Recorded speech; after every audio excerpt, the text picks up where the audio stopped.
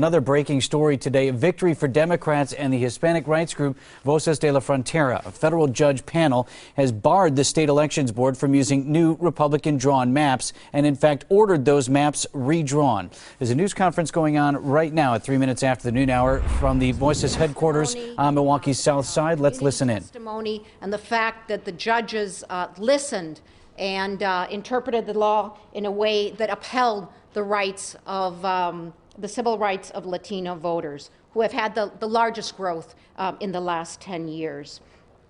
We also think that this represents a lesson that the kind of secrecy that was conducted to bring about this map, that denied true participation, dialogue, and debate, is why we ended up with this lengthy and very costly map that was ultimately voted down. So the next person to speak is Peter Earle.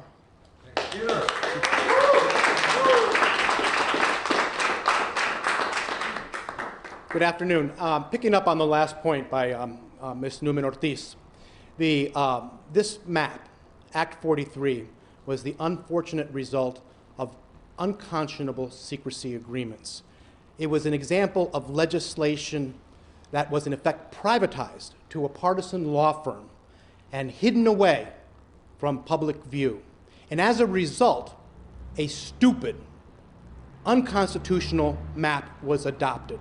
Had the legislative process been open in the historic tradition of Wisconsin, the public would have participated. Voces de la Frontera would have participated. We would have been given the opportunity to analyze what was done. We would have been able to explain to the legislature in precise detail why the 8th Assembly District under Act 43 violated Section 2 of the Voting Rights Act. We would have been able to show how the importation of a different community composed of 45% whites with higher voter turnouts would overwhelm the political aspirations of the Latino community. And the legislature would have had to have responded reasonably and rationally. Fresh air is important to the legislative process.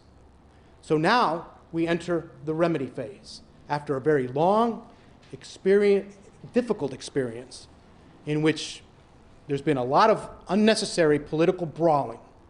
Right? We're going to enter the remedy phase, and the legislature is going to get the first crack at redoing this map. Voces de la Frontera will participate in this process and will make sure that the process is open, transparent, and fair to all. Thank you.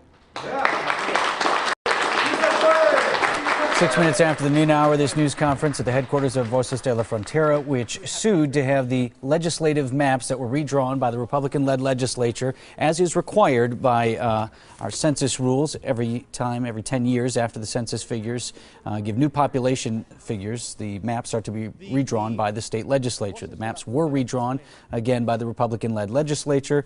Voces and several other groups did not like how they were drawn and thought that they were drawn unfairly, therefore suing in federal court. The three-judge panel having just said today that the maps were not drawn fairly and also ripped the process in which those maps were drawn.